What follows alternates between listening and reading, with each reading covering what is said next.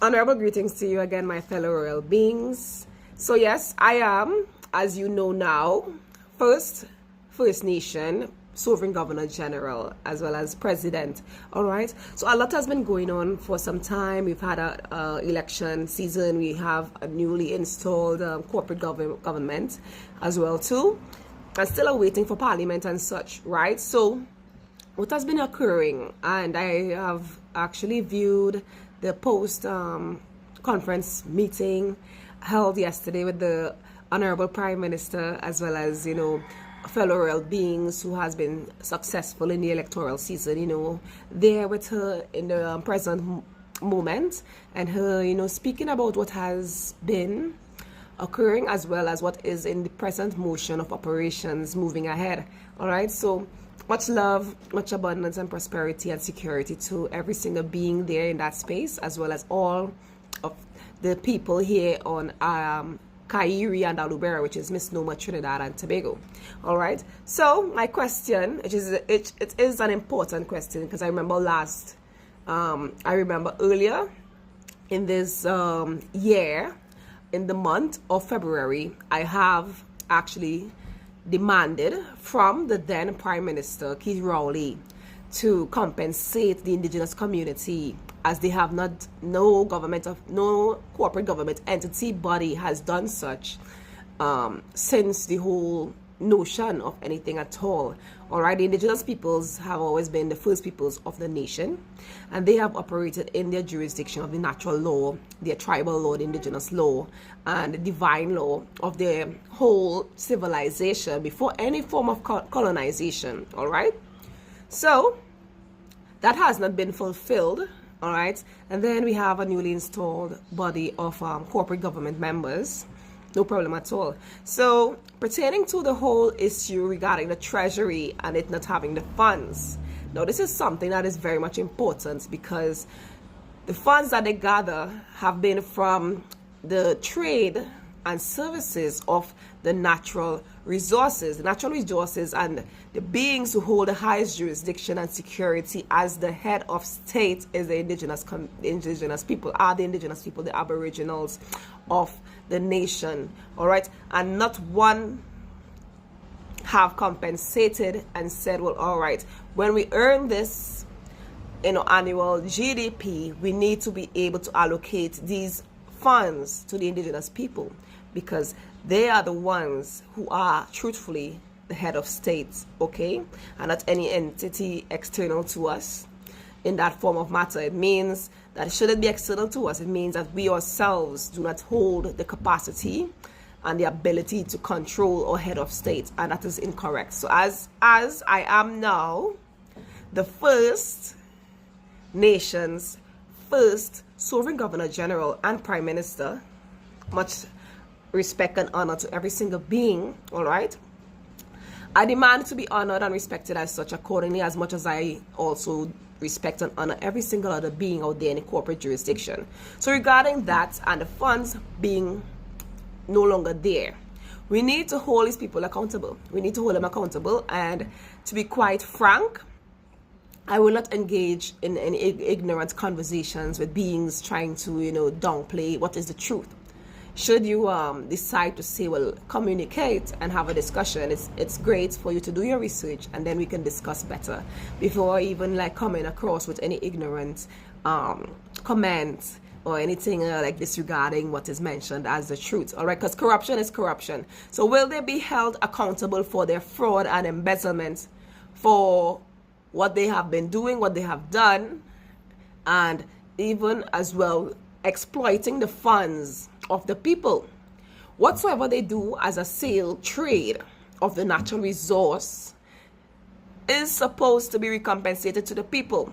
All right, the Republic of the Nation, we are the people, be it in our sovereign jurisdiction, be it in the jurisdiction as sovereign citizens, as well as a matter of fact, we are the Republic of our nation, and in the jurisdiction and the hierarchy of laws, we should as well know where a citizen is. All right, so even if in a corporate scope of governance, it is the honorable and justice thing to do to ensure that you also acknowledge the sovereign beings of the motherland. We are not irrelevant to anything that's occurring. So even if we do not participate in a political voting system, it doesn't make us null and void to anything that is there in the scope of our justice and honor.